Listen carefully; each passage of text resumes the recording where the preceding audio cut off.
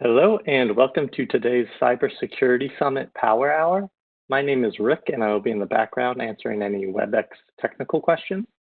We have a few housekeeping items before we get started. If you have any technical difficulties joining the WebEx session, please submit a question using the Q&A panel. During the presentation, all participants will remain in listen-only mode, and as a reminder, this event is being recorded for rebroadcast. We will be holding a Q&A session at the conclusion of each of today's presentations.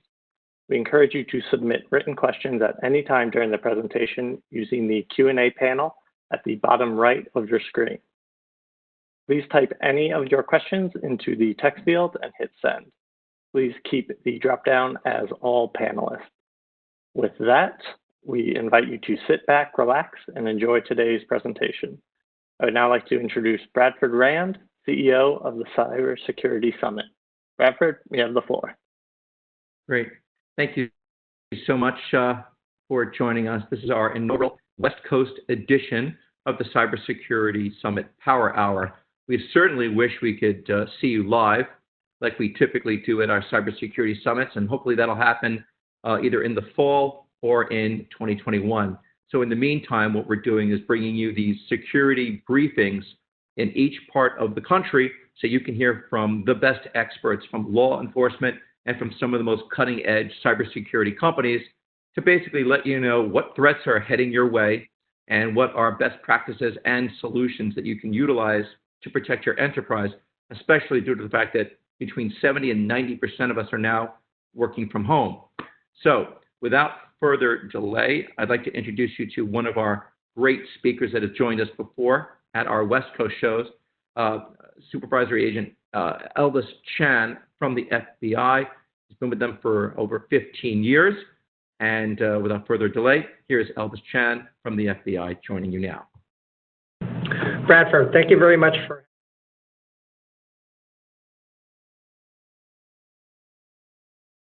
Okay, we are going to tee up our next speaker, David Lewis. He's the advisory CISO for Duo Security.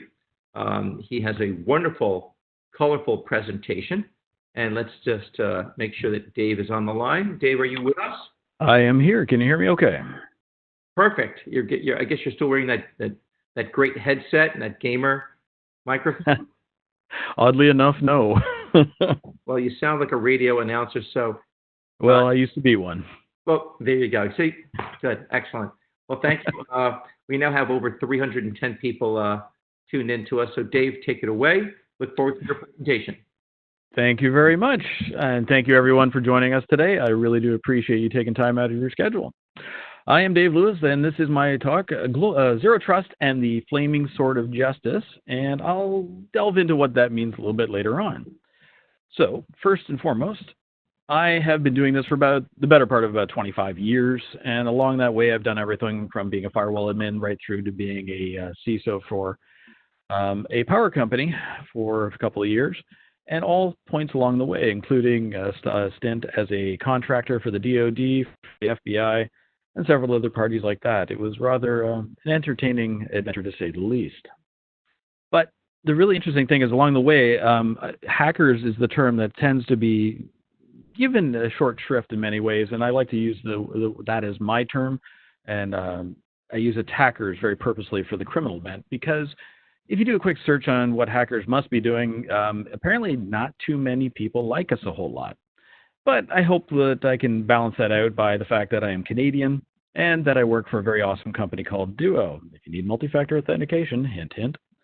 And we were actually recently acquired by Cisco Systems and the makers of fine products like WebEx. And you can find our stuff on the website. So that's enough of that.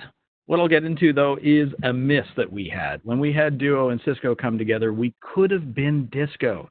I think that was an opportunity that we really missed out on. And full credit to Wendy Nather, who is both my boss and mentor in many ways.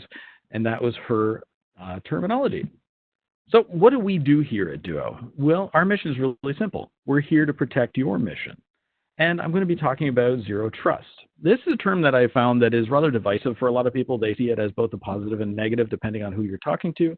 The whole idea here is about reducing risk. This is not a rip and replace conversation. This is about making sure that you are verifying everything and everyone on your network. It's not really all that difficult when we think about it. However, if I go around a room with about 100 people, or in this case 300 plus, and I ask everybody what is love, I guarantee you I'm going to get a different answer from every single person. In a lot of ways, that's what's happened with Zero Trust, is a lot of folks have actually had that happen to them where they just don't fully understand because there are too many parties out there that are getting, the water's a little bit muddy. The idea is simple. It's about reducing risk. Or the way I like to put it, it's about saying, everything's on fire. If it's a laptop, a desktop, a network, you should really consider everything in that vein to be hostile. And that'll make life a lot easier because you're not always going to have the benefit of the doubt with thinking, oh, it was an attacker that broke into our network. Sometimes it's something that just went wrong. And these are things we have to be aware of because as security practitioners, we do have a tendency to go through our careers grabbing our heads and screaming at that oncoming train, always missing it just by a hair, but that's just it. We need to have a better conversation. So Zero Trust started roughly about 2004-ish with a group called the Jericho Forum, who put out a paper where they talked about deperimeterization. This really was the forerunner to what would later be called Zero Trust. And John Kindervag, who was then an analyst over at Forrester, he coined the term, and it really got people to pay attention. It really got them to go, oh, what is this? The funny thing is there's not a whole lot of rocket science behind this, or I like to say rocket surgery sometimes because that's just how my brain works, but that's just it. It is using a lot of things you currently have in place now in your environment, and you can augment them with multi-factor authentication and later down the road passwordless and things to that effect. Back in 2014, Google came out with their version of it they called BeyondCorp. Now, this is really amazing. They had a dedicated team, and it took them roughly about 8 years to deploy this. That's not a good or a bad thing, but it helps to level set when your organization is looking at going to do a Zero Trust thing. You want to make sure that you're setting achievable goals, and I'll talk more to that a little later on. And if you want a really interesting resource, there's a book on O'Reilly called Zero Trust Networks. I know nothing about the author or any of those folks, but it just seems like that would be a good one to talk about. So the landscape has changed, and this has never been more true than our current scenario that we're faced with. You have a lot of cloud-based SaaS offerings, you have mobile workers, and you have anywhere. And anywhere being workers are working from literally anywhere right now. Some of them are home, some of them, well, one day I'll be back in a coffee shop. Until then, I'll be quaffing coffee at home, but this is just it. The four walls that we had everyone in before, that really has fallen by the wayside. We have to make sure that we're able to replicate the security experience for individuals, not only at home, but at work, so they don't have to sit there and worry about, are we safe when we're connecting to the network? We want to make sure that we're enabling multi-cloud access. You don't want to have, Dave sitting at the Tim Hortons in Toronto, Canada, accessing your network or your email when I'm not supposed to be there. You want to be able to ensure that the right people are accessing the right applications. You want to enable BYOD, especially now. Remember back in the day when people had their DR reports and their BCP plans and they said, all right, when everything goes wrong, we're just going to go to local electronic shops and buy laptops. That doesn't scale. So now we're in this position where we have to look at enabling BYOD in order to get business done. And at the end of the day, the real key to this is we need to reduce the number of breaches. And there are no shortage of these. We can do better. And we have to dispel with the traditional perimeter approach. The traditional perimeter was one of we had a wall, we had a moat, we were safe. Well, that was actually never quite true. Now, when we're looking at it from a Zero Trust perspective, we have to look at it when access decisions are being made. Anywhere an access decision is being made is now your perimeter. And we all like our triads. We're all familiar with the CIA triad. This is the ADU. The apps, devices, and users. These are the three core pieces of the puzzle that we need to glue together with something like multi-factor authentication in order to ensure that we're verifying everyone and everything that is accessing our network. And it's really a simple 5-step program that we can go through. First of all, you need to go through and rationalize all the user identities within your environment. You want to make sure that you have visibility into what they are doing as well as what their applications and their systems are doing. And then you want to ensure the security of the device. You want to have your device patched to current or N-1. Then you take the next step up of looking at the individual groups within your organization and enforce contextual policies. So the people in your finance department, there's pretty much no reason they'd be SSHing into a back-end system in order to make kernel changes. So you can make sure that you're locking them out of that or enabling it if that's their thing. And then ultimately, you want to make sure that you're securing access to all the applications so you don't have that rogue Canadian breaking into your systems.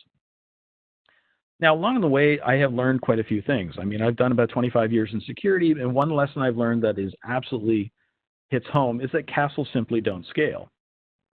And just because something's inside your firewall doesn't mean it's secure. I've had this said to me by a CIO in the past, it's okay, we have a firewall and we trust everyone who works here. That, unfortunately, doesn't work. We have to verify and ensure repeatedly that those are the right people that are supposed to be there. Now, we all like to do the right thing, but you want to make sure that while, yes, it's good to be environmentally friendly, you don't want to recycle your passwords. This is something that I see time and again over quite a few years now, where people will reuse the same username and password on multiple sites, and then unfortunately one of those sites will ultimately get compromised, and then they will share that or use that username and password against multiple other sites in a bid to, for financial gain or gain more access. These are the kind of things that we have to make sure that we dispel with, and something like multi-factor authentication will help deal with that. Because a password really is that simple. It's like your house key. If I drop my house key on the side of the road and on the keychain there is something that could possibly link back to who I am, that person can then go to my house and go in. There's nothing to say that they're supposed to be there, but they have the key to get in. You want to be able to chase them away. You don't want them to have that level of access simply because they figured out what the password was. Pardon me. And before I started into security, I started out as a student taking a degree in archaeology and classical studies. And one of the stories that I took away from that, long road to get to this point. One of the stories I took away from that was the sack of Rome in 410 AD. And this is when the Visigoths were able to capture the city. They surrounded the city and starved them all their resources to the point where the Romans just threw open the gates. So we were able to show demonstrably back in 410 AD that the perimeter-based approach for security was broken in the classical sense. When we look at it from doing access decisions, then that's a different thing entirely. Now, being in Canada, we always like to have a joke of when you go for a hike, you always want to be faster than the hiker behind you, just in case a bear attacks. But when we put this into a computer security context, there's enough bears to go around today. And the whole idea here is we want to make sure that we are reducing the risk. We'll never get to completely to zero, but this is, yes, typical of the Visigoths, thank you. This is one of those things that we want to make sure that we are reducing the risk because we have a fiduciary responsibility to ensure the safety and security of our organization. Now, the flaming sword of justice that I mentioned at the top, this goes back to a person I used to work with years ago who will remain nameless, but his entire mantra was, how do we get to know? He wanted to fire people for anything that he viewed as an indiscretion. This is the worst possible kind of security person out there. We can do better than this. We are there to enable the business to do their work in a safe and secure fashion. So running around with your hair on fire and sacking villages is only going to have so much utility and is not going to help grow the business. And it's going to cause a lot more people to build skunkwork operations to bypass you entirely. And then you're going to have more and more data breaches. And if we look at the various types of reports out there, DBIR just came out, I think it was today. There's all sorts of them where they'll say weak credentials, 81+% of breaches involved weak credentials or compromised devices. These are things that we need to take into account, especially when we look at the idea that our concept of having a secure perimeter really isn't there. We have very much a porous perimeter with all sorts of different manners in which to gain access to that network. We need to mature our understanding as to what the security perimeter is, or the perimeter in general, and we have to understand, as my boss Wendy says over and over again, the perimeter is anywhere an access decision is being made. And that's just it. It is absolutely the truth of the matter. The perimeter really involves all sorts of different other organizations as well. You have vendors and contractors, cloud applications, remote employees, now more so than ever. And these are the things that we may have to take into account when we're looking at how security is being done. We need to focus on the access control, specifically trusted users, trusted devices, and every application that you need to keep the lights on and get business done. Now, back in 2012, I did a quick little blog post there. I was tracking all the data breaches at the time because it seemed to be an inordinate number of data breaches were happening at that time. And 6.5 million records was considered absolutely outlandish. But then you leap forward through time, you realize that we're now dealing with orders of magnitude of billions of records being breached in single site compromises. We have to understand that this is not getting better anytime soon. And I know what I'm talking about. This is a screenshot from a website that I helped to quote unquote secure years ago, and we were compromised by a group called Root Beer Sec.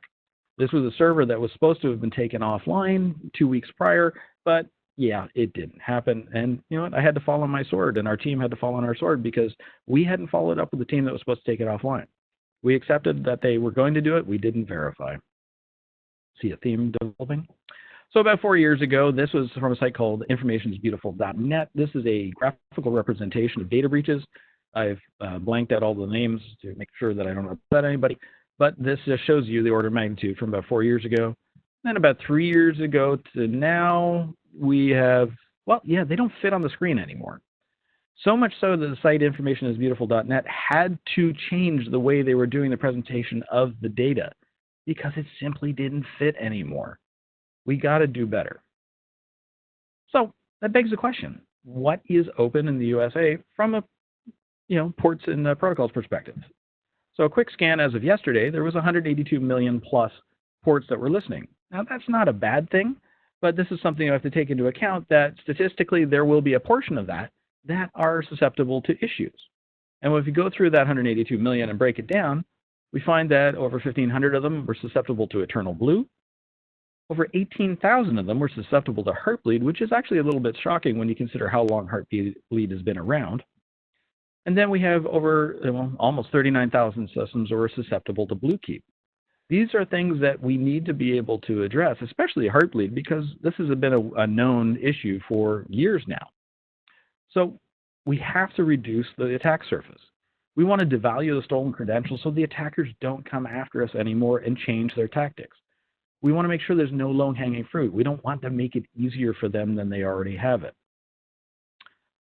We need to make Bastion host, and looking at it from a laptops, desktops, and servers type perspective, we want to make sure that we're applying the same sort of security profile to all of these systems. We don't want to have it as a one-off type thing because we don't want to have the Tootsie Pop version of security where you have the hard outer shell, but the squishy interior. You need to set expectations. So if you want to do zero trust in your environment, you have to manage those expectations. Don't sit down and say, I'm going to be zero trust by next year, because that's never going to happen. Remember, it took Google over 8 years to do it, and they had a dedicated team to do so. It's a game of increments. You want to go through and you want to look at each individual thing that you want to try and accomplish. Multi-factor authentication, I like to always refer to it as the gateway drug, because it's a great way to start down that path, because it's something that is relatively easy and is something that you can build in with your employees and staff so that they become part of the solution, so they understand the value of it, especially when you democratize security, making it as easy as possible for the non-technical Luddites to get it right. And if they feel empowered, they will then take that security message forward. And you want to determine what those priorities are. What is it you want to achieve first? And then go through it and iterate through until you get to a better state. I won't say an end state, but a better state.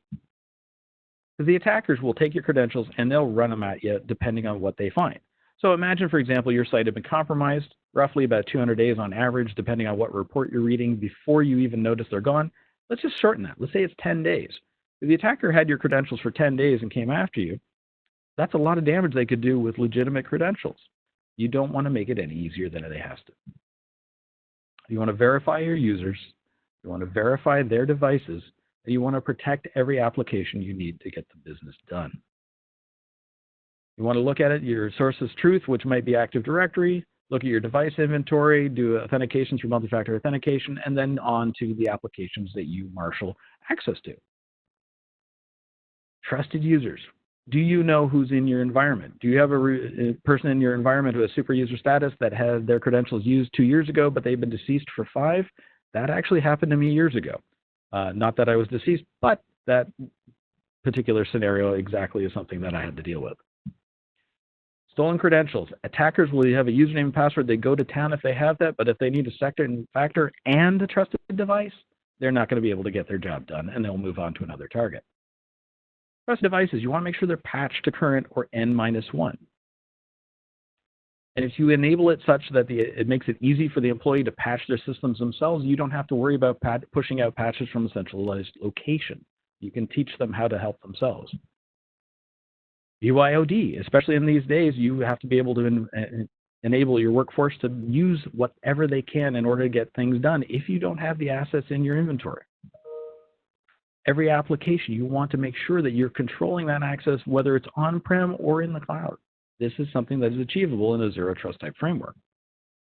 And then get granular by, what is it? Are you trying to block for certain geos? Are you trying to make sure that systems are up to date before they do whatever they have to do?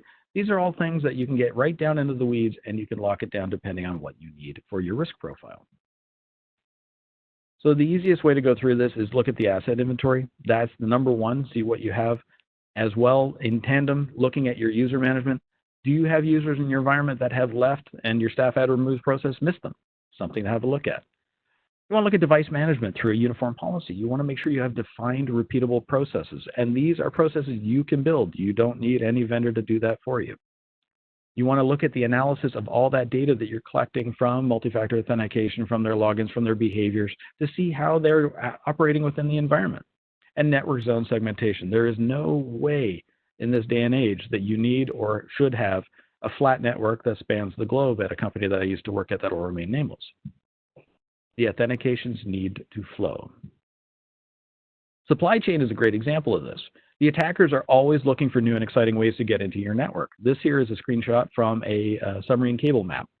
And then you layer on top of that all the different layers and all the different points of access where the attacker can come after you and realize the absolute levels of complexity you have to contend with. So you want to make sure that you are doing the best you can to secure your environment. Now, remember those numbers that I looked at of the ports that were open. I went through those ports, and there was about almost 8.6 million ports that were running SSH daemons. I just sampled one at random, and these are all the vulnerabilities that that particular IP had. You need to encrypt the data to make sure that the data at rest and in flight are safe and secure from prying eyes. And there's a better way forward. We want to just say, look, static usernames and passwords have had their day. We can do better than this. And if you do nothing else other than this after today, is take away and research WebAuthn. This is an open standard that was published by W3C roughly about a year ago. This is a great way to move forward to the passwordless discussion. If you're at a point right now where you're just doing static usernames and passwords, you can look to moving to MFA, multi-factor authentication that is, and then later on having a discussion about doing passwordless, because this is something that will help improve the security posture for your organization. All right, so real quick summary. Assume your networks are hostile, establish a trust engine, reduce the threat surface. You don't need to make it easier for the attackers. Continually validate and keep it simple. Asset inventories, define repeatable processes, and network zone segmentation. Those are key ones to look at right out of the gate. The sword of, the flaming sword of justice that, old school InfoSec people used to use is falling away. We can do better. We have to do better in order to enable our businesses and our organizations to operate safely and securely. We can't be a blocker. We need to be an enabler. We don't need to throw the holy hand grenade of Antioch every time something goes wrong. And I would like to thank everyone for listening today, and I do appreciate your time and attention. Also, if you want to get in touch with me, there is my contact information on Twitter and email. And yeah, thanks again. Okay. Thank you, David. My pleasure. Okay, let's see. We have some interesting questions here. I guess the first one was more of a generic question. You kind of touched upon it. How can organizations build a zero trust model? Like, what is the starting point for that? Is there, you kind of already went through that, but is there a starting point exactly where organizations should start? Yes. The starting point is, before you ever call a vendor, is make sure you go through to a rationalization of the users in your environment, the assets in your environment, and making sure that you understand where they're supposed to connect and where they're not supposed to connect. Because once you have that homework done, you can have a very succinct conversation with any vendor that you happen to engage. Because obviously, as vendors, we want to sell product, but we want to make sure that you are buying it for the right reasons and that you are securing the right things. So once you do that homework, that is the key first step in order to get to a zero trust roadmap. Okay, we have some more interesting questions here. Here's an interesting one. There are now master fingerprints, master faces, master irises out there now. What is the future hope for biometrics? You know what? That's a very good question. I don't have a succinct answer on that. I mean, passwordless is a great way to look at it from an approach to get down that road. When you're looking at biometrics, I'm a little bit more curious about that because, for example, if you have a database of fingerprints that you're using to authenticate your users and your database gets hacked, how do you change your fingerprints? I can think of one painful way, and I don't recommend it. Yeah. Okay. How does Duo handle phone carrier interception to get the code? Secrets with 2FA? Anything you can talk about? That is something that's more of an issue for SMS. SMS-based type authentication is not something you want to throw the baby out with the bathwater. Yes, it is susceptible, but there has to be a lot of moving parts in the right place for that to work. So I would never say, like I would always encourage people to not use SMS because of that, but don't panic because you may be using it. You can always move forward to something where multi-factor authentication using push technology, which does not actually have the same sort of encumbrances that SMS does. Okay, and last but not least, here's another one. Does Duo work with blockchain, JIT deployment? Okay, I'm not sure who said that, but ouch. Someone who's been in the business for a very long time. Yes. No, we do not. If you don't, I tried to avoid the blockchain discussion at all possible junctures. I'll be honest. I lost a lot of money in blockchain. My apologies there. Well, listen, thank you so much for joining us. We've been getting a lot of questions. Will your slides be made available? And that is a yes. It'll be on Cyber Summit USA. And of course, if you'd like to contact, right there on your screen, folks, is the contact information for immediate follow-up. We're also going to have that on Cyber Summit USA. Dave, again, thank you so much for your entertaining and enlightening and educated, stance of where we stand right now with Zero Trust. And we really appreciate you, and we look forward to having you join us again. My pleasure, and I look forward to it. Be safe, everyone. You got it. Thank you so much. All right, let's bring up our next speaker. Alex, are you with us? Alex from Arctic Wolf. Good afternoon. Thank you for passing the ball. And wonderful. I know I will be very hard-pressed to follow up on the illustrious preceding presenters, but I'll do my best to stay as entertaining. Okay, Alex, I'll let you go. All right. Wonderful. So, good afternoon, good day, good morning. To those listening, my name is Alex Sorokinov. I am with Arctic Wolf. And to those of you unfamiliar with who Arctic Wolf is, we are a market leader in security operations, also known as software as a service.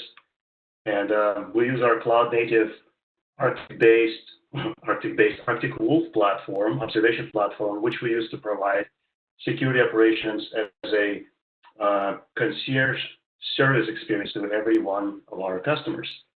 And the idea behind this type of service is to provide high quality expert work as an extension of your security team on a 24/7 basis to do monitoring, detection, and response with respect to security. So that's what we do. And in that line of work, we come across some of the obvious but interesting observations fairly early in the game. And a lot of the focus of today's discussions, mine as well, are around the implications of working from home. A lot of that is driven by the COVID-19 situation. I think we as a company are in a very interesting position where we see some of those trends both come up and then fulfill themselves. And I would like to share some of the observations that we see both from our endpoint and the purview of our industry peers as well. So this is a brief agenda of what I would like to cover and hopefully leave you with some more pointed rather than generic ideas on how you could bolster your security, some of the simple steps you can take, quick fixes, life hacks for security if you would, and also some of the broader ideas that we have heard already in today's presentations. So let me talk about the challenges and emerging threats that we're seeing. And I would be very surprised if everybody on the listening and in the audience isn't at least familiar very intimately with one of these 5 trends and challenges.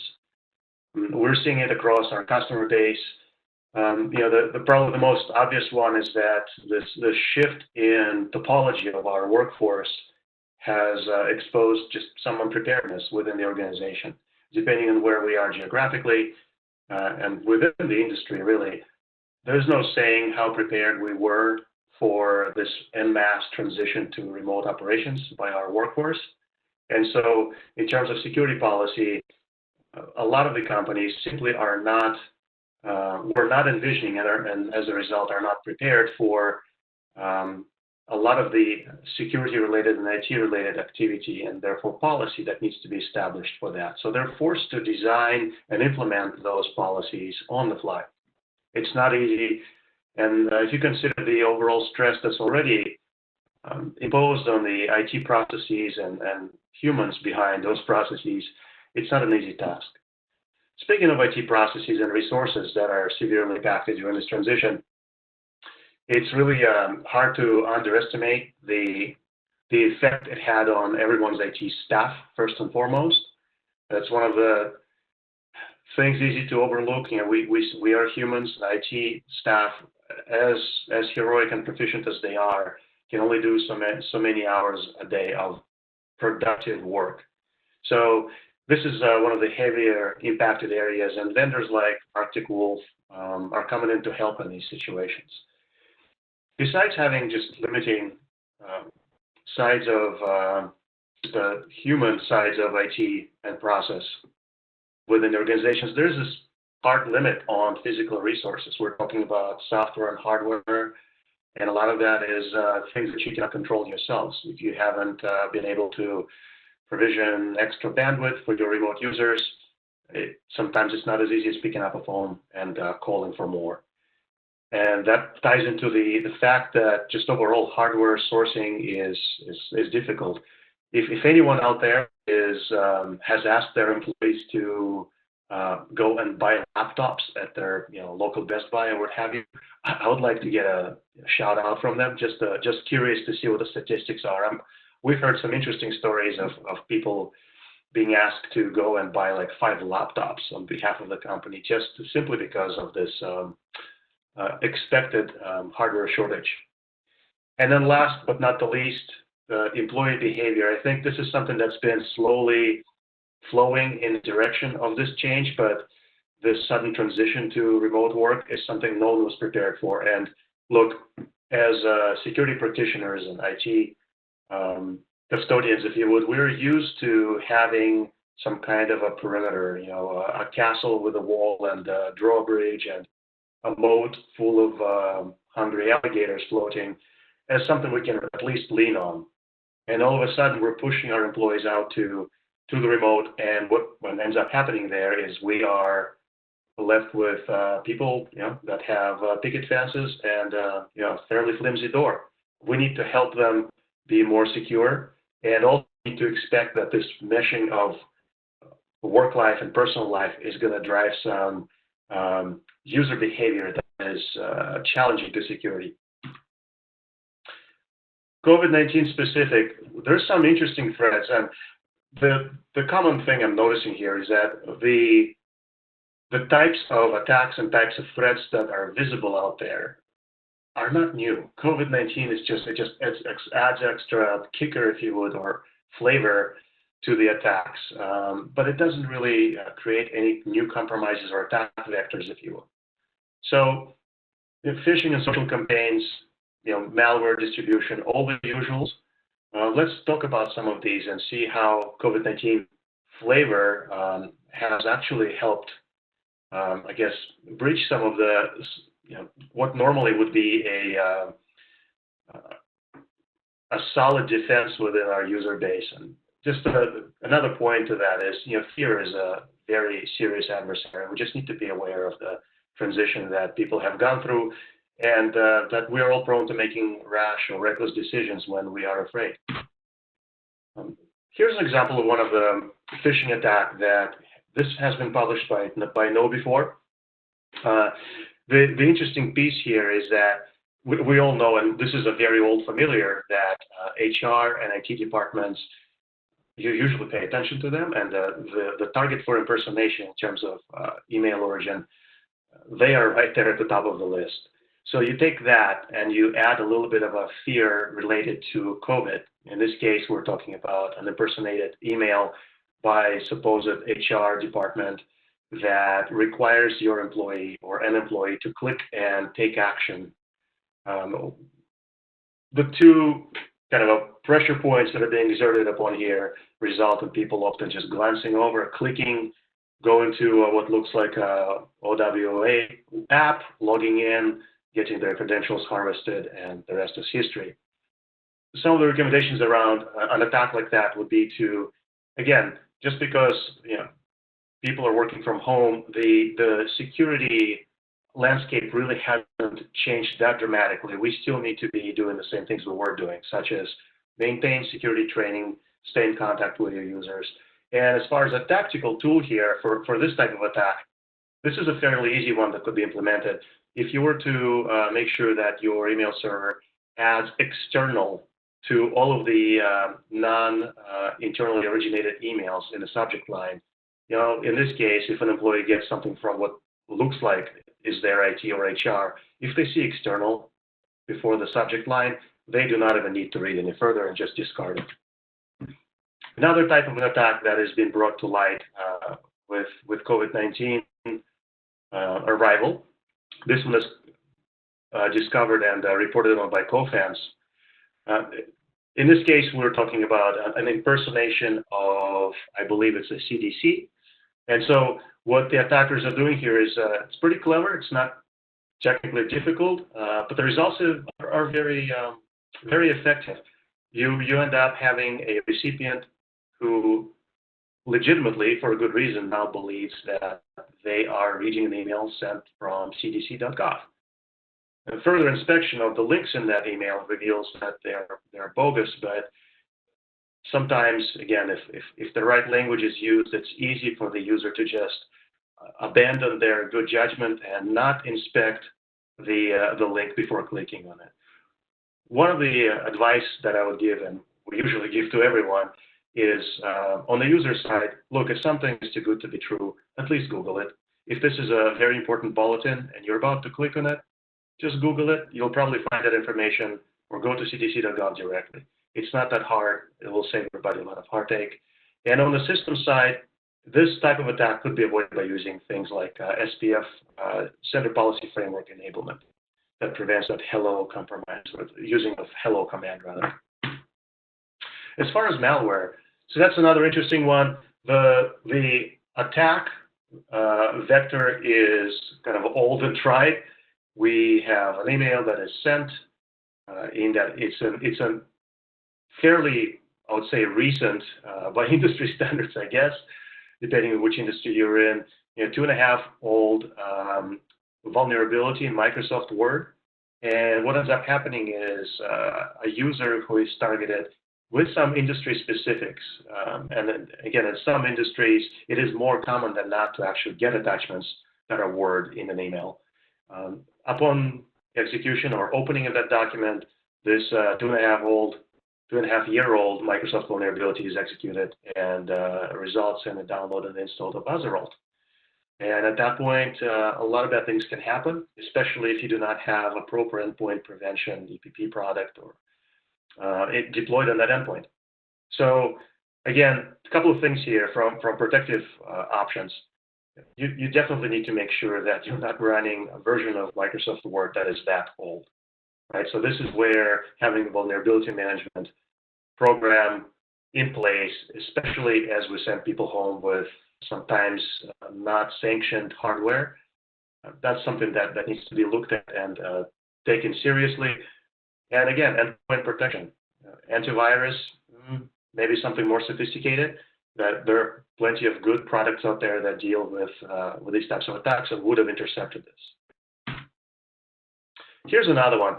This one's a little different, and this is something that really anyone can be attacked, whether you're working or you're just staying at home.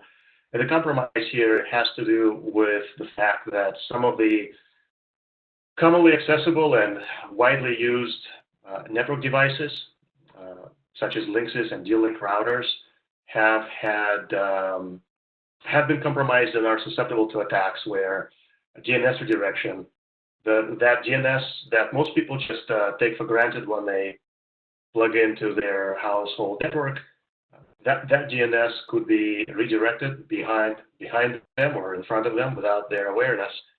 And a couple of interesting things happen. So in this particular example that was referenced here, when DNS is redirected to a malicious one, you have, depending on which machine you're on, in this case, I believe it's Windows 10, when it fires up, Microsoft does a connect test, and that request gets redirected to a malicious site, which prompts a user with this kind of World Health Organization COVID-19 official-looking banner, which then, upon execution, ends up installing ASCII data stealing Trojan. And then a lot of bad things can happen after that. So one of the things that we can do here for our users at home is, again, make sure they understand what the normal looks like, security training, and just making sure the simple setup in the DNS of their router is taken care of as well. I talk about that a little further, and hopefully the list of recommendations that I would leave you with would be something you could add to your existing playbooks for security as you apply them to your users in general. Kind of an interesting stat. This is something that I would like to piggyback on my previous presenter's point, the number of open ports. So this is something we did as a quick study across our customer base at Arctic Wolf. And we were curious to see with the changes in recent months, what was the, if any, increase in open ports that we're scanning for our customers. And not surprisingly at all, we've seen a 170% increase in the number of open ports, which is expected as people go home. Organizations have to open up ports on their firewalls to accommodate for some of those services. Perfectly legitimate number to see. What is the unfortunate outcome of that number, however, is the fact that with the increase of open ports, there's an increase in vulnerabilities that those ports present access to as far as the services that are on inside the organization. And so that is the one that 20% increase in vulnerability, accessible vulnerabilities, and as revealed by external vuln scans, is something that you take seriously as an organization. And really, the way to address that is to have proper vulnerability management, firewall reviews. A lot of the decisions that are made kind of in a snap fashion. You need to open certain ports. You kind of may feel that this is fairly safe. Have it reviewed. Have it reviewed by an independent third party, perhaps, a trusted security partner, and have a vulnerability management program in place if you don't have one yet. I believe Elvis from FBI mentioned that there are government resources that are free that allow you to do some of that work. And vendors, again, like Arctic Wolf, do this as a continuous service offering. This is an interesting one. So because of the overall attention to COVID and some of the, I guess, urgency that is brought to emails and the activities that some executives do today, they're more vulnerable to some of the targeted attacks. So we have seen some spikes, and this is a perfect one from Agari. So you have a business email compromise that is a very crafty one. It takes time to execute, but the payoff is very lucrative. So you have an impersonated executive that is asking their financial team to provide aging report. That aging report then gets looked at and harvested for potential upcoming payments from the supply chain. And then the attacker has a conversation via email using a domain that they squat on that is representative or very similar to the domain of the company in question to basically negotiate different payment terms because, COVID. So you basically have companies that end up making funds and transfers because everyone wants to make sure that their bills are paid on time No one wants to be shorted in their supply chain today. And without any extra due diligence, it's very easy to pay the invoice to the wrong person. So again, making sure that the fund transfers are validated by something other than just email, and making sure that the external emails are marked as external in the policy. Account takeover, that's another one. So dark web monitoring is a popular notion out there. You have SpyCloud, who's a great vendor in that arena. They provide some statistics around the uptick in these credential stuffing schemes and takeovers. In this particular example, we have somebody basically stealing meal kit delivery services and doing it in a way that it's very hard to detect. So they basically impersonate, get free delivery, replace the original credentials of the user and the address information of the user, and then kind of go about their business. So their credentials are very valuable, and as the point is here, it doesn't just go for corporate identities. We as individual employees and users in general are vulnerable to that stuff. And of course, the medicine for that would be on as much as possible of your services, as many as possible of your services, having 2FA or MFA options turned on and configured. And then having the third-party monitoring of your account takeover and breaches. So something that vendors out there can do for you.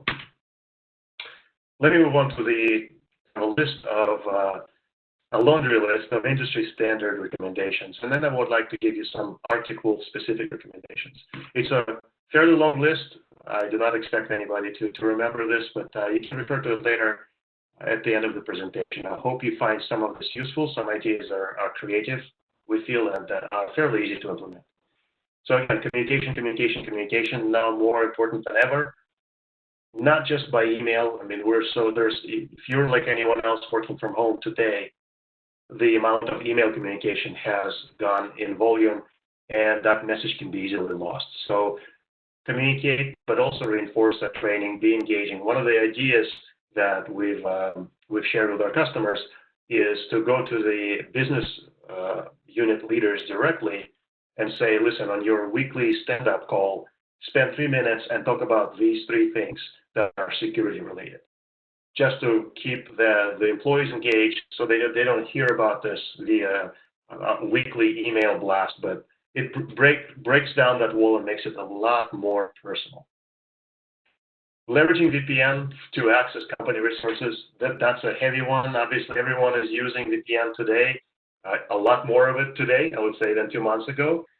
You know, whether it's a split VPN or not split VPN, that's something that we use. I would just make sure that the VPN is used correctly, that the termination of that VPN is proper, and you're not just punching right through your firewalls into the systems, which happens. There's also a rogue component to that. Some of the craftier employees have been able to, not just leave RDP services running, but do things like send up their own VPN access to, I don't know, it could be something as simple as a droplet in DigitalOcean, and voila, you have access to your system from anywhere you are at home, for example. It's against corporate policy, but it does happen. Maintaining and establishing vulnerability management, absolutely, something that if you're not doing today, you should do it now immediately. 2FA, MFA goes without saying. My colleague at Duo did a great job explaining the value of that. Having a backup/DR policy, especially specifically attuned to the devices that are being given to employees as they head home or they have procured on behalf of the company, that is something that's important. You no longer have your corporate defenses with respect to DR. People are doing what they normally do at home, which is not back up. So that's something that you should probably address for them so that data loss is avoided. And then the other 3, establishing security monitoring, account takeover, and advanced threat detection. Those are must-haves, but they're very difficult to implement. And again, vendors like Arctic Wolf are there for that reason. And lastly, please do take care of your IT staff. They're the ones that make this all possible for us to continue operating the way we operate. So please don't burn them out. A couple of more pointed Arctic Wolf specific recommendations, if you would. And again, I don't expect anybody to walk away from this meeting remembering any of this, but just a couple of specific ideas. I talked about how prefixing inbound external emails with a very clear external header would help a lot in clarifying who the true source of this communication is, or more importantly, isn't. Tell your users in your training to not click on links, hover over, validate before you click, or even better, go and search online. The transaction, this is if you're not doing that, I don't understand why people still do this, but just validating stuff by means other than email, or especially larger transactions. Please do that. Pick up a phone, call the vendor, make sure, especially if there's something fishy around changing the accounts or banking or invoicing policies. Email cannot be the only way to do that. Should not be. Sender policy framework, that allows some of the impersonation via hello command to not happen. And this is one of the creative ones I felt. Phishing bounty program. So we would like to make sure that the customers stay engaged. Training is probably one of the most important things we can do to maintain security posture today. And so one of the ways to engage with the customers is to have like a contest, bring an element of game to it. Have a phishing bounty program where, let's say, for first 3 reported, truly correctly reported phishing emails, an employee will get a gift certificate. So do something like that that would engage and actually make your employees pay more attention to what is landing in their mailboxes. Moving on to the malware, validation of prevention tools. Again, whatever goes home on the laptop needs to work, and it needs to be consistent with your corporate policy. The same goes for the software versions. If you have somebody who went and bought a laptop at Best Buy, chances are that the versions of software and the patching is going to be completely out of whack. So make sure you take care of that and pay attention to that as you allow those devices to access your corporate resources. Data privacy, that's an interesting one and a very complex one. Data on private computers, unless you actually have a strong BYOD policy, then chances are you're not prepared, and your users don't really know what not to do, frankly, in terms of sharing data across their home and work systems. So make sure you educate and make it clear to them. The other piece too is there may be some tendency or at least lure to have this nice flashy brand new laptop that I was given to work from.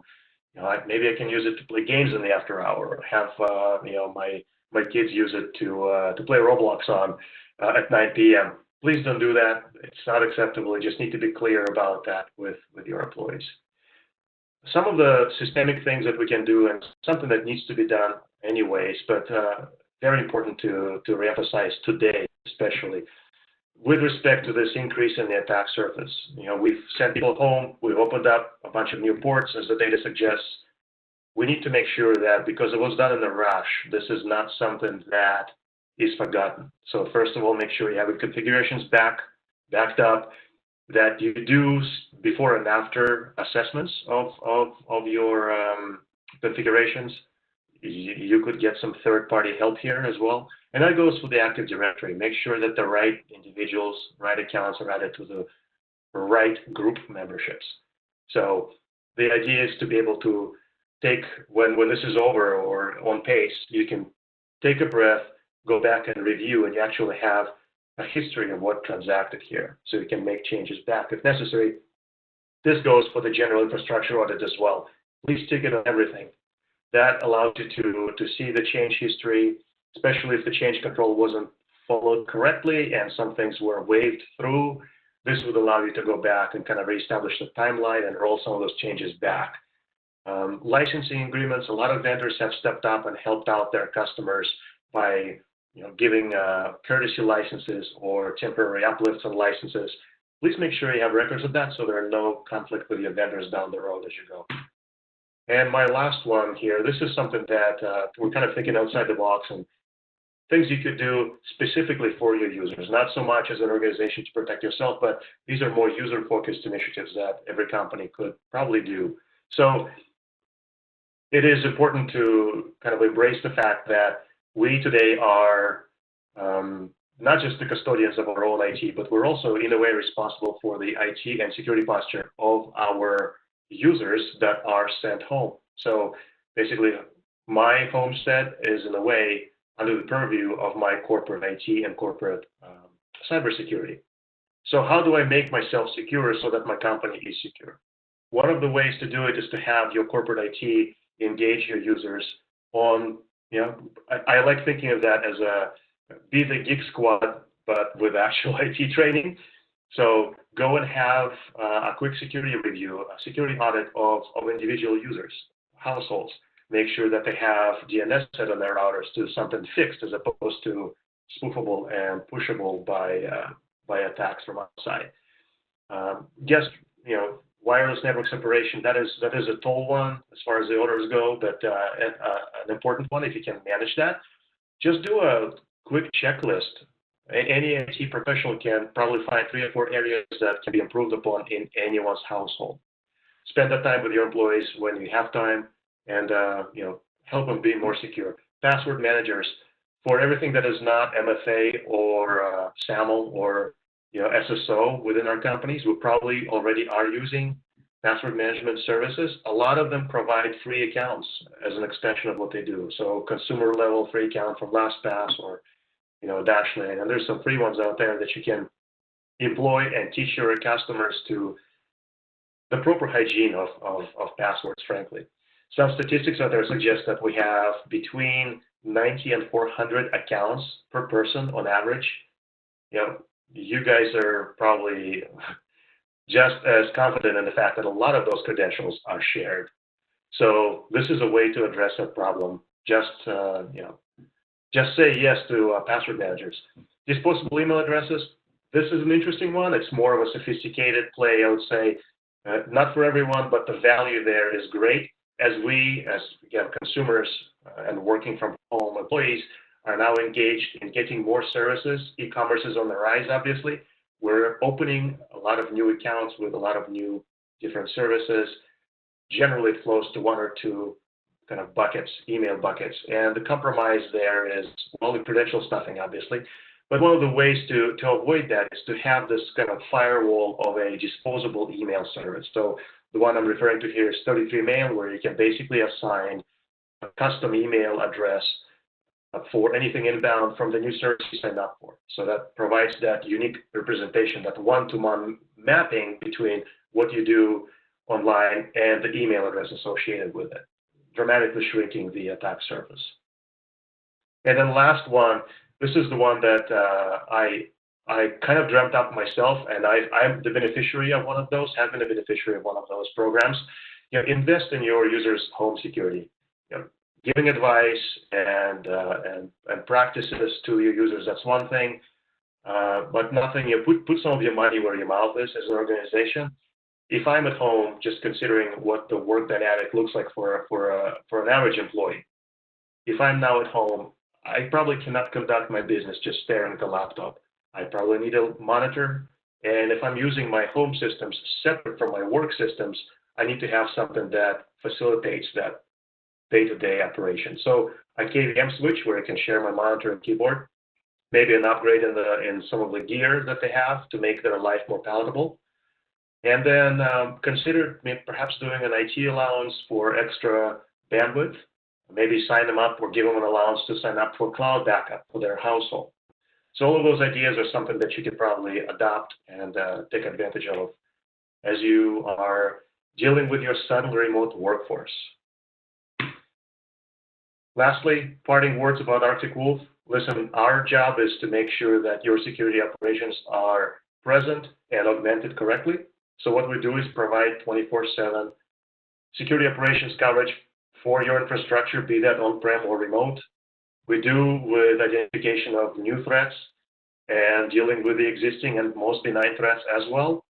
And most importantly, we give you a reliable partner to call upon when you have the need to consult, to respond, and that proverbial security incident response plan is something that we work on with our customers to develop and to implement. I believe that's it. I would leave you with a couple of links that we felt are of interest. You probably know most of them, but we have some practices posted on our website, just like our colleagues and peers in the industry have showed on there at the end of their presentations. Please add it to your list of links. I believe that completes my session. Yeah. Let's see. Alex, we have a couple of questions here. One gentleman who's going to be signing off because he has a conference call in a few minutes says, how does or can Arctic Wolf support NIST 800-53 audit requirement for record retention and audit report generation? Do you guys support any of that? Yeah, and this is just one of the 853, 157. So these frameworks, it's interesting that if you do what our service provides, which is basically if you either do it yourself or through a service like ours, you end up checking a lot of boxes. And the documentation that you're asking about is an outcome of doing the work that needs to be done, right? As opposed to trying to conjure some kind of a report. This is a normal outgrowth and outcome of a properly administered security operation. So yeah, we do that for specific frameworks and requirements like NIST, and there's obviously your HIPAAs and your other compliance requirements that are industry specific, I would say. We've just been asked if you could bring up the previous slide. You can do that with all of the links. Oh, here we go. Perfect. Let's see, we have another one here. What kind of investment does a company have to make technology-wise? What's required for a new customer to start up with you guys? Yeah, so that's a good one.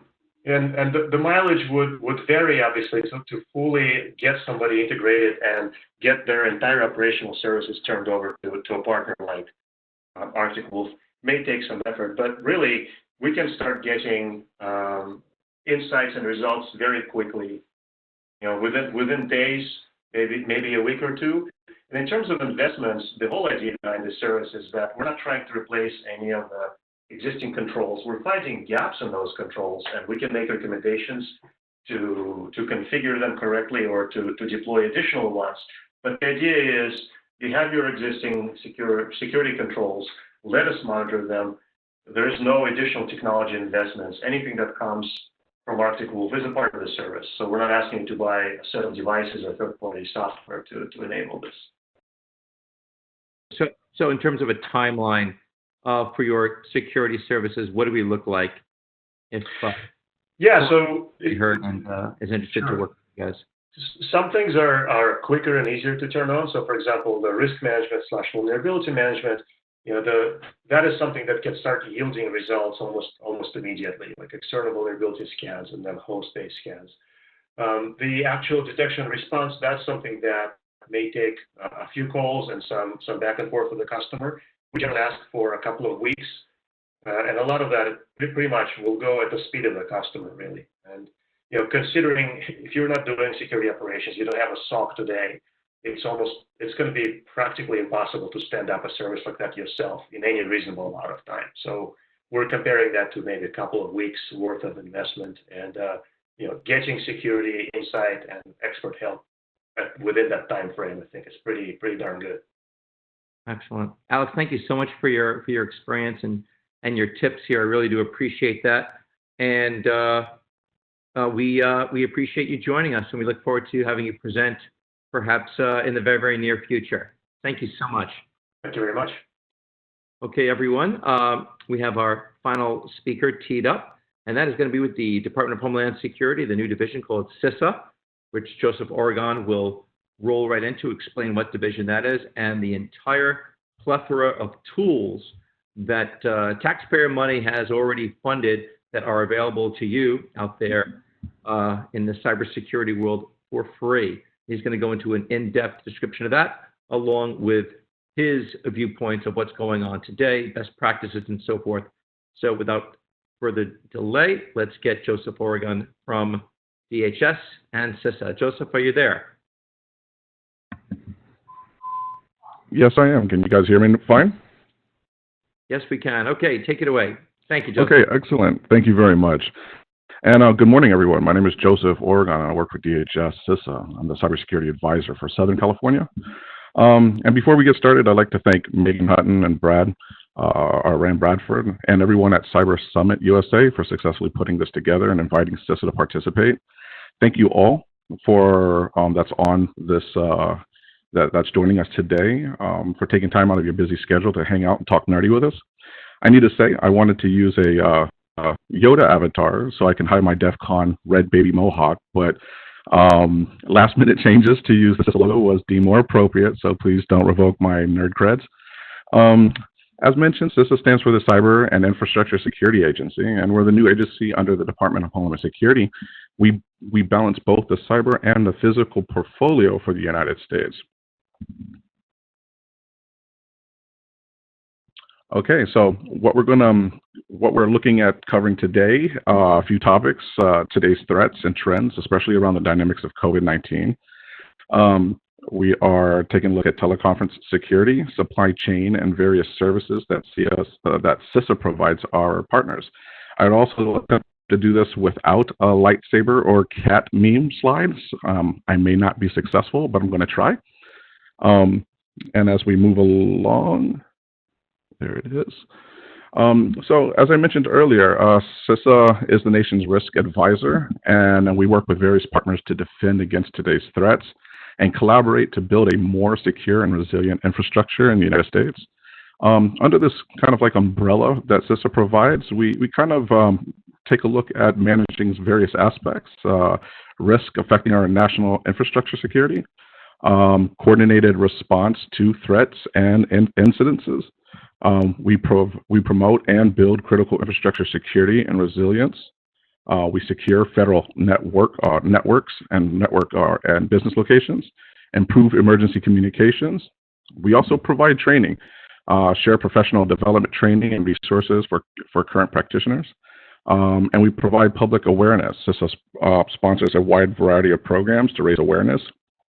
And later on in this PowerPoint slide, I will share some of the links that we have, as well as kind of cover one or two of the links that Elvis mentioned earlier with regards to AIS. All right, as part of our mission to lead the national effort to protect and enhance the resiliency of our nation, we conduct a significant amount of coordination with sector-specific agencies to oversee 16 critical infrastructure sectors. These sectors make up a good portion of our stakeholders, customers, which incorporate federal agencies and departments to include the departments such as the FBI. We work very closely with our federal partners and FBI throughout the United States on various cyber task force, so we're very close with those partner sets. We also work with state, local, tribal, and territorial governments very closely, critical infrastructure owners and operators, and to some extent international entities as well. And I believe it prudent and worth mentioning that 80% of the critical infrastructure is owned or operated by private sector, and as such, we also work with voluntary partnerships with our private sector partners throughout the United States. So in this presentation, I'm going to cover some of the free services we at CISA provide and underscore some of the critical infrastructure assessments, which highlight specialized field assessments, vulnerabilities, interdependencies, capabilities, cascading effects, etc. And here we go. And as we look at our current environment, we are dealing with a very dynamic footprint. And with the current response to COVID-19, we find ourselves working from home, leveraging communications, which are at times outside of normal operations, making decisions on business operations asynchronously, meaning that our once fluid day-to-day operations are at best slightly impacted. Our day-to-day work environment has now become exponentially more complicated. But understanding this new dynamic can highlight avenues of risk. In my opinion, we should probably prioritize. As many Americans are working from home, the potential for widening the threat landscape is kind of shifting. It's increasing opportunities for malicious attacks or malicious actors to attack our infrastructure. And this needs to be carefully reviewed. I believe it's the mind frame of a hacker in this respect. Attacking our business from a home environment of our employees has now become a variable. It's not very different from kind of attacking a supply chain. Is it easier? And in my opinion, it's an alternate method of attack, and it is a potentially unexplored avenue for weakness. And for a malicious actor, it's definitely worth exploring. How easy do you think it would be for a hacker to attack your home network and find vulnerabilities, leverage those vulnerabilities, and launch an attack? Do you think it's this attack or attacking your business network directly, or if it's a lot easier than attacking your network directly? Definitely is. And we now have to incorporate these factors in our day-to-day lives, which were already complicated and revolve significantly around communication. This added to trends which already indicate an increase of security due to growing demands of data storage and better communications.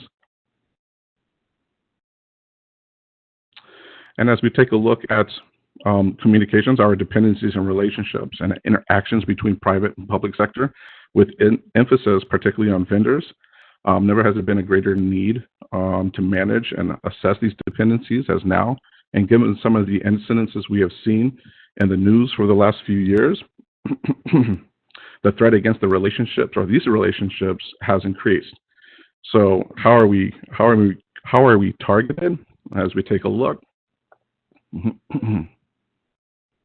And as I speak to several CISOs and CIOs and then IT professionals, I kind of remind them to think of it like a game of chess, of hacking the person, if you will.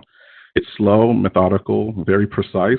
Malicious actors have all the time in the world to find information about you, and sometimes we make it kind of easy for them to kind of find that information. Do any of our executives, middle management, RT personnel participate in panels, seminars, speaking engagements where they may inadvertently expose themselves or their organization details unknowingly? Many times than not, people look at networking environments, professional social functions, etc., as a way to make contacts and professional relationships as a means for outreach. And so do malicious actors, APT and nation-state actors as well. In my opinion, in my experience with hackers, their approach is very similar to a military kind of operation. In that, significant planning goes into the reconnaissance phase of the attack. The malicious actor or actors attempt to find as much about us, our family, friends, colleagues as possible. So what does your social media footprint really look like with regards to some of these details? Do you use Facebook? Do you leverage LinkedIn as a means to advertise yourself as a professional? How are we protecting our employees? And do we obfuscate our organizational footprint? Does our org chart, reveal too much information? And how much data about us is really out there for hackers on a day-to-day to leverage?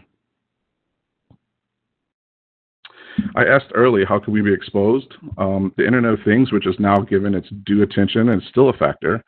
Unprotected and legacy SCS and SCADA systems, which are still an issue. Recreational items, medical, as well as physical controls of our network systems, all which should kind of have us asking ourselves, how safe are our systems and what are we doing to protect them?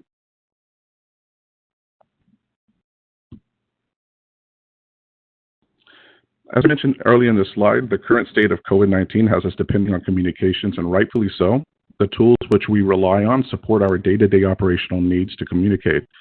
Teleconference security has become a serious concern recently as we look at the security of our tools and our communication practices. Just recently, we've seen Zoom bombing or Zoom raiding, which is the unwanted intrusion into a video conference call by individuals or an individual causing disruption.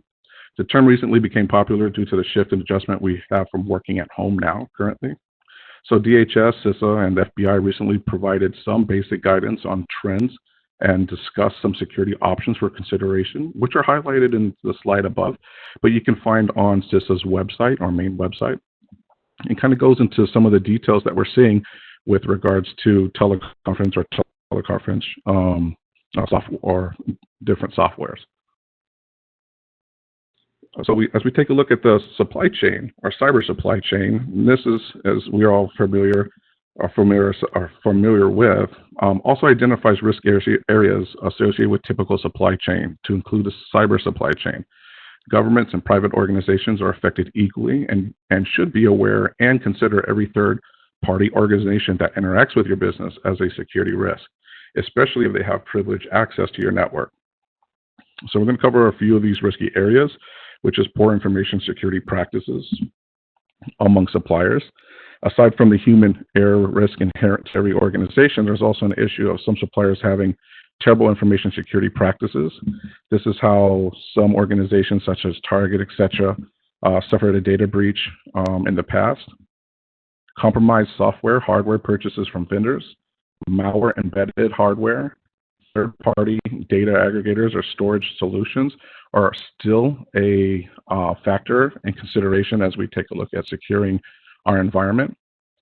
In a recent poll, over 50% of organizations which have had a breach that was caused by one of their vendors and due to something called island hopping, which is hacking a supply chain to jump from business to business to find the real target at the end. The industries most targeted by island hopping, the report said, are finance, which was roughly 47%, manufacturing at 42%, excuse me, and retail at 32%. So as we can kind of see, these issues are still predominant in our workspace and our work environment.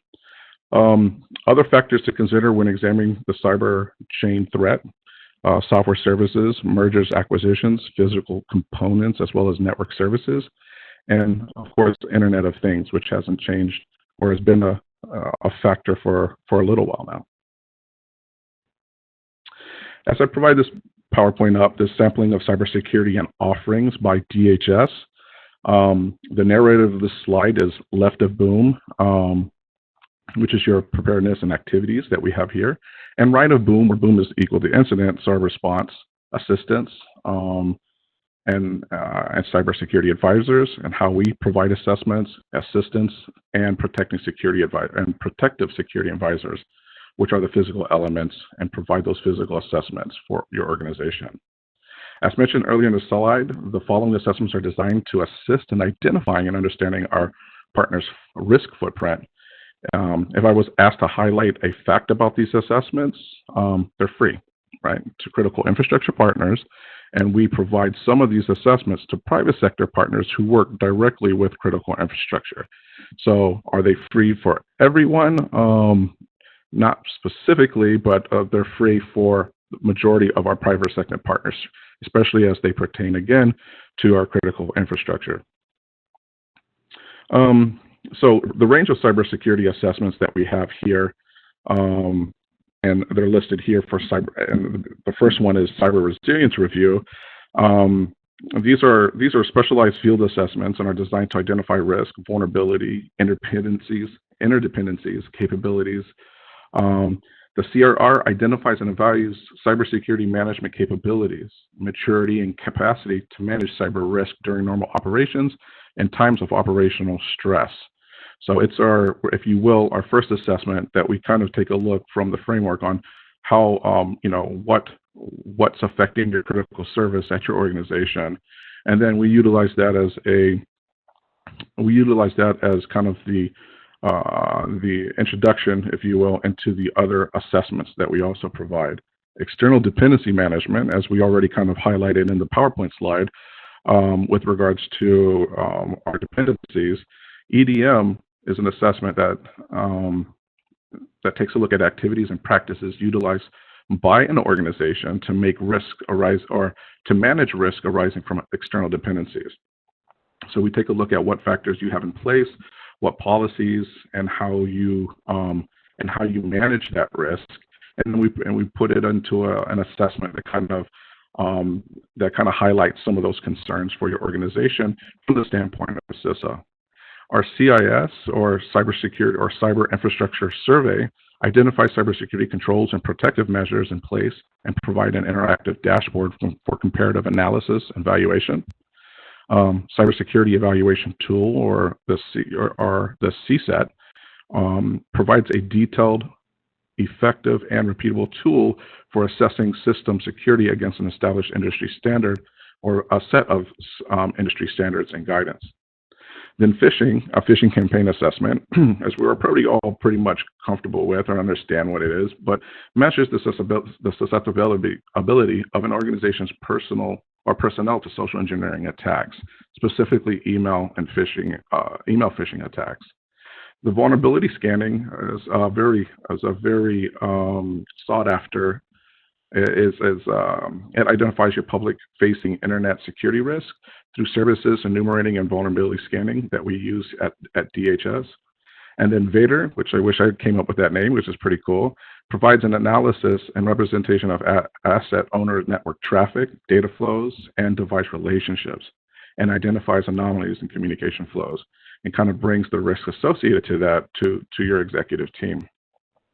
And then finally, we have our risk and vulnerability assessment, which is performing a penetration testing and security service to identify risk and vulnerabilities within your IT system. All of these, again, they're free. And if I may mention, before I worked at CISA, back when my hair was not as gray, I leveraged these services at CISA, and I utilized them to add value to our security program, which was nice, right? We with the various assessments we set up from our commercial providers, but we injected some of these to add these services not only for our organization to save us money, but it also added a second set of eyes, which assisted us in validating some of the internal findings as well as those provided by our outside vendors. And I believe it prudent to point out that these services do have a wait time, but those timeframes they vary, and they vary depending on the assessment. So some of them we can get folks signed up for within the first 30 days, or they can be as far out as 6 months to a year, depending on the type of assessment. But these are timeframes that we work with our partner sets with. We do ask that that you sign up for them, and I'll provide a link at the end of this PowerPoint slide to kind of highlight where you can acquire with DHS CISA for those forms, etc. I would like to address earlier, I think Elvis made a regard to AIS. And if I may quickly mention, Department of Homeland Security, DHS, through CISA, offers a free automated indicator sharing capability.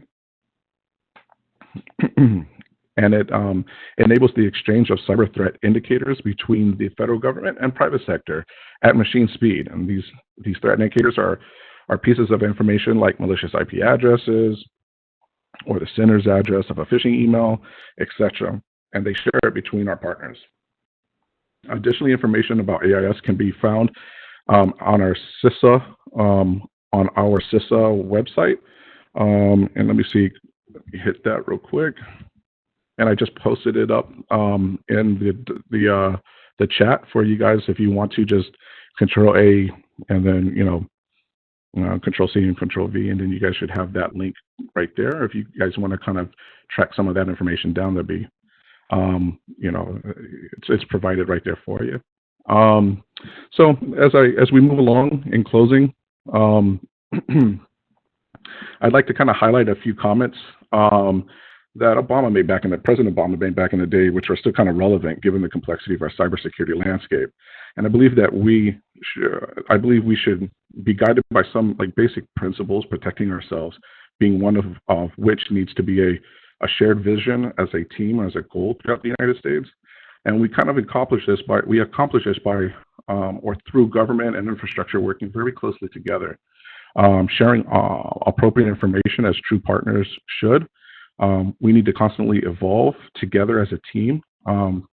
Back in the day when computer viruses hit the first computers back in the early 80s, and essentially since then we have been in kind of a cyber arms race ever since. And I have to agree with that comment. We design new defenses, and the hacker criminal designed ways to penetrate them.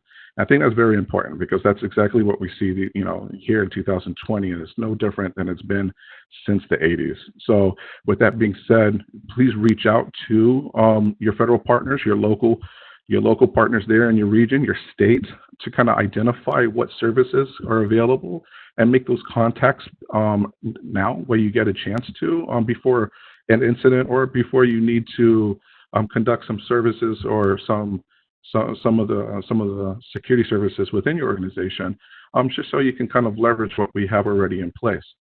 Well, ladies and gentlemen, I appreciate your time. But before I conclude my presentation, I would like to mention, pardon me, that was my timer letting me know that my 20 minutes is almost up.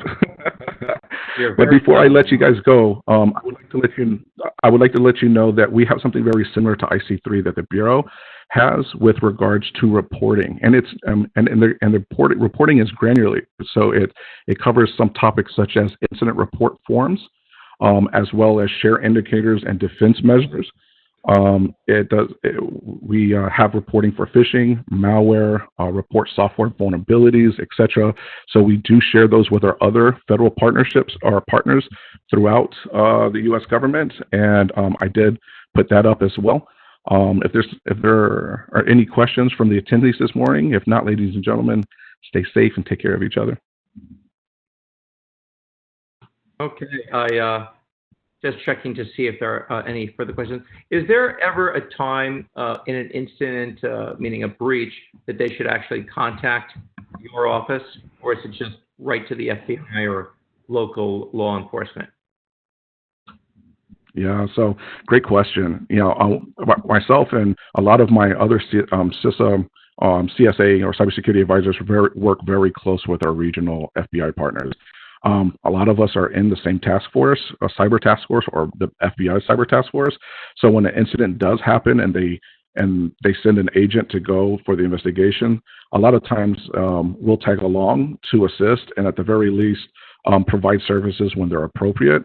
For a lot of CISOs and CIOs that I work with in California, I provide them my contact information, and I have there's certain ones that are very critical that I tell them, give me a call in the middle of the night if you have to, because once you experience a breach, if there's anything that we can do to provide you a contact or be an extra brain cell, if you will, in amongst a sea of brain cells for some of these organizations.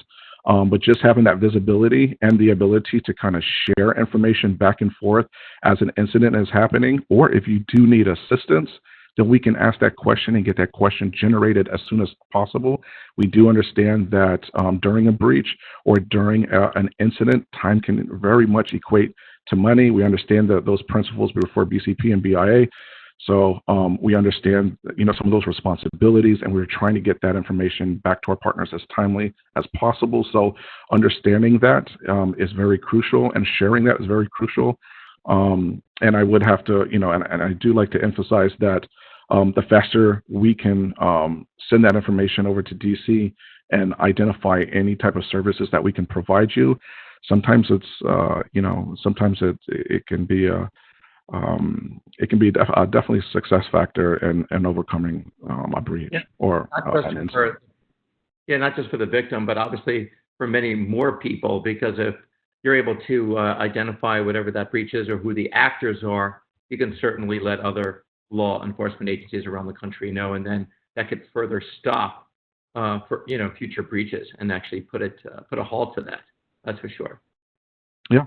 100%. Sometimes during instances like ransomware, where we might have, especially with the relationships between the Bureau and other agencies and the government, if we do see that type of ransomware utilized as a campaign, sometimes we can take a look at some of the details from other investigations to see if there's already a key that's been generated, from a partner that, that's willing to share for during that situation.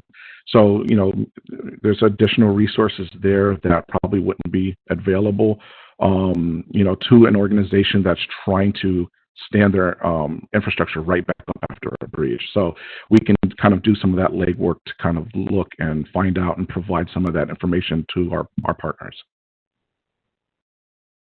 Excellent. And the Secret Service told us yesterday in their presentation, even if it's an electronic transfer illegally, they can possibly reverse it. It's all about time and reporting it.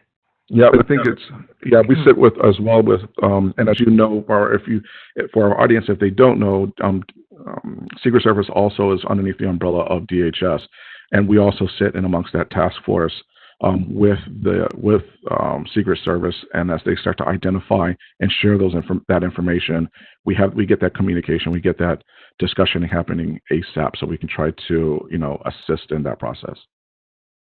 Excellent. Well, thank you so much, Joseph. I see you included a recent photo on your signature page. Yes, I did.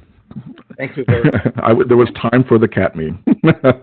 Thank you all, and I appreciate your time. I appreciate you all, and stay safe and take care of each other. Bye. All right. Take care. Bye-bye. And Rick, why don't you put up that final slide for our viewers that are still with us? That is for any follow-up information. You can grab that. And as I said before, the slides from our presentation today will be up on our website probably within 2 days. And if you have any other further questions, feel free to reach us right on our website. Thank you so much. We will see our West Coast friends next month. And there'll be a whole new set of speakers and a whole new set of topics. As the DHS said, please stay safe, stay secure, wash your hands quite a bit, and we will see you next month. Thank you again so much for joining us here at the Cyber Summit's Power Hour, and we will see you soon. All the best.